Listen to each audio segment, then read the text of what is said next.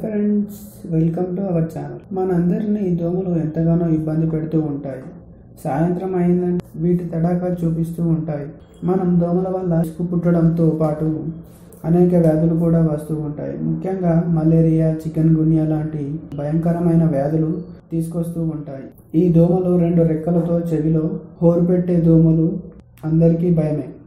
ఈ దోమలు తగ్గించుకోవడానికి చాలామంది మార్కెట్లో దొరికే అనేక టైల్స్ని వాడుతూ ఉంటారు. వీటిని వాడటం వల్ల దోమలు ఏమాత్రం పోవు.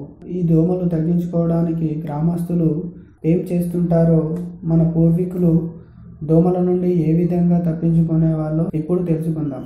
ఈ దోమలను తగ్గించుకోవడానికి ఈ బిట్టు చెట్టును ఎంతగానో ఉపయోగించేవారు.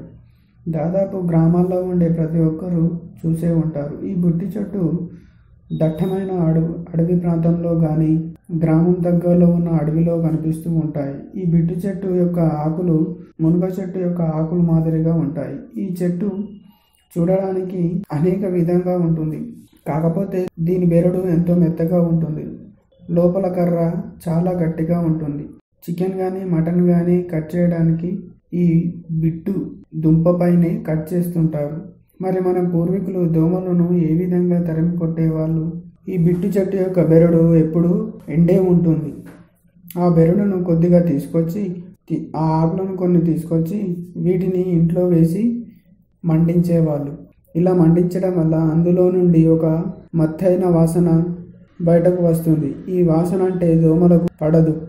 అందుకే ఈ వాసన రాగానే దోమలన్నీ పారిపోతాయి. గ్రామస్తులు ఈ చెట్టు కిందికి వెళ్ళి ఆహారం తింటూ ఉంటారు. ఎందుకంటే ఈ చెట్టు ఉన్న ప్రాంతం చుట్టూ దోమలు ఉండవు కాబట్టి. ఓకే ఫ్రెండ్స్, తెలుసుకున్నారు కదా మన పూర్వీకులు ఏ విధంగా దోమలను తరిమి కొట్టేవాళ్ళో. ఈ వీడియో కనుక మీకు నచ్చినట్లయితే లైక్ చేయండి, షేర్ చేయండి, సబ్స్క్రైబ్ చేసుకోండి.